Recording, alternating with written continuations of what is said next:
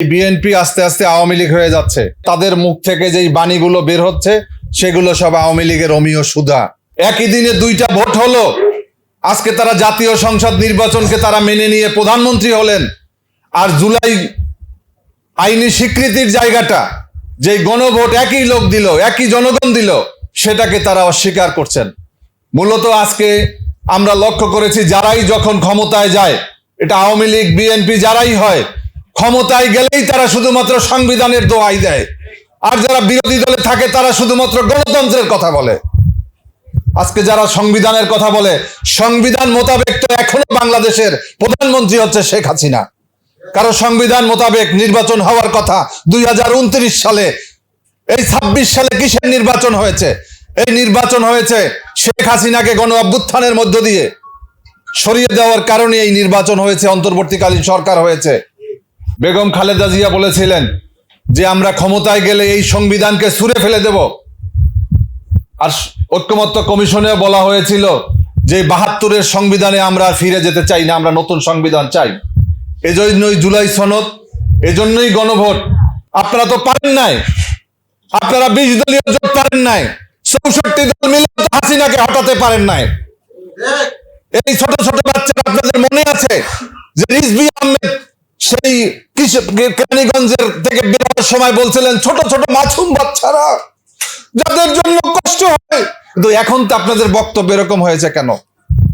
এরকম বক্তব্য এখন দিচ্ছেন কেন? একই চেহারা কতরকম দেখাবেন জাতিকে? আজকে জাতীয়তাবাদী শক্তিকে আপনারা প্রশ্নবিদ্ধ করেছেন, জনগণের সামনে আজকে প্রশ্ন আজকে প্রতারণা করেছেন জাতির সাথে। জুলাই সনদ নিয়ে আজকে যে ছিনিমিনি খেলা বন্ধ করুন, তা না হলে কিন্তু আমরা রাজপথে নামবো। 11 দলীয় ঐক্য, আমরা রাজপথে, আমাদের মীমাংসা হবে। জুলাই বারবার আসে না যারা বলেন আমরা জুলাইতে করব না, প্রয়োজনে আবার নতুন করে এপ্রিলে করব, আমরা প্রয়োজনে মেতে করব। আমরা জুলাইয়ের পূজা দেই না, আমরা পূজা দেই হকের, আমরা পূজা দেই, আমরা বাতিলের বিরুদ্ধে আমাদের লড়াই চলছে, আমাদের লড়াই চলবে। অধ্যকার বাংলাদেশ লেবার পার্টি আয়োজিত ইফতার মাহফিলের উপস্থিত জাতীয় নেতৃবৃন্দ, সাংবাদিক বন্ধুরা এবং আমাদের বিভিন্ন পর্যায়ের নেতাকর্মীরা, আসসালামু আলাইকুম ওয়া রাহমাতুল্লাহি ওয়া বারাকাতুহু। আমি শুরুতেই ক্ষমা চেয়ে নিচ্ছি যে আজকে আমাদের আয়োজনটি যথেষ্ট ছোট পরিসরে মনে হলেও আমাদের আয়োজন আরো বড় হওয়া উচিত, কারণ আমাদের ঐতিহ্য আছে। আমরা এর আগে সাবেক বিরোধী দলীয় নেত্রী বেগম খালেদা জিয়ার পরাপর 2015, 16, 17 তিনটা ইফতার মাহফিল আমরা যথাযোগ্য মর্যাদাই করেছি। এবারে আমাদের একই দিনে স্থান যেটা ছিল সেটা আমরা পাইনি, হাতছাড়া হওয়ার কারণে এই জায়গাটা আমাদের নিতে হয়েছে।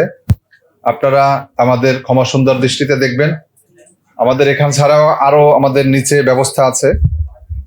তো আজকে আমি বক্তব্য দেওয়ার সুযোগ নেই, কেননা ইফতার সামনে। শুধু একটা কথা বলতে চাই যে আমরা বিএনপির সাথে 20 বছর আন্দোলন সংগ্রাম করেছি। আমরা বাংলাদেশে নতুন কোনো মুখ না, এই গণতন্ত্র প্রতিষ্ঠার জন্য আন্দোলন সংগ্রাম করেছি। লেবার পার্টি, আমার নেতা মাওলানা আব্দুল মতিন, তাকে আজকে স্মরণ করছি। তিনি বিএনপির সাথে দীর্ঘকাল ছিলেন। তাকে মন্ত্রিত্ব দেওয়ার জন্য ফোন করা হয়েছিল বঙ্গভবন থেকে যে আপনি প্রস্তুত হন, কিন্তু প্রস্তুত হওয়ার পরে তার গাড়ি আর বাসায় যায় নাই।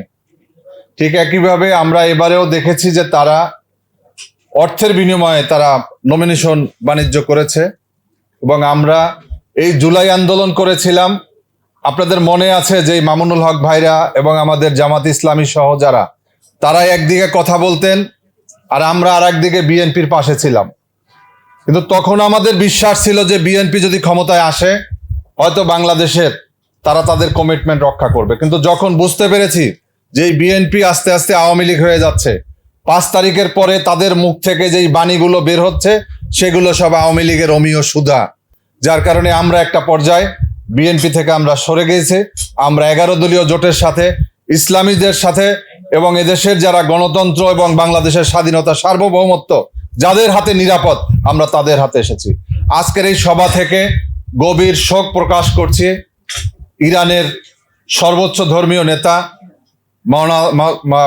আল্লামা আয়াতুল্লাহ খামেনির এবং ইরানের উপরে যেই নির্মম আগ্রাসন, আমেরিকান আগ্রাসনের প্রতি তীব্র নিন্দা ঘৃণা প্রকাশ করছি আমরা। সংগ্রামী বন্ধুরা আমার, এই জুলাই সনদকে আজকে যারা অস্বীকার করছে তারা মূলত তাদের নিজেদের ইতিহাস ঐতিহ্যকে অস্বীকার করছে। বেগম খালেদা জিয়া বলেছিলেন যে আমরা ক্ষমতায় গেলে এই সংবিধানকে ছুঁড়ে ফেলে দেব। আর ঐক্যমত্য কমিশনে বলা হয়েছিল যে ৭২-এর সংবিধানে আমরা ফিরে যেতে চাই না, আমরা নতুন সংবিধান চাই। এজন্যই জুলাই সনদ, এজন্যই গণভোট। একই দিনে দুইটা ভোট হলো। আজকে তারা জাতীয় সংসদ নির্বাচনকে তারা মেনে নিয়ে প্রধানমন্ত্রী হলেন। আর জুলাই আইনি স্বীকৃতির জায়গাটা, যে গণভোট একই লোক দিল, একই জনগণ দিল, সেটাকে তারা অস্বীকার করছেন।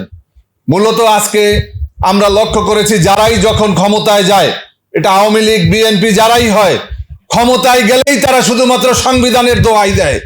আর যারা বিরোধী দলে থাকে তারা শুধুমাত্র গণতন্ত্রের কথা বলে।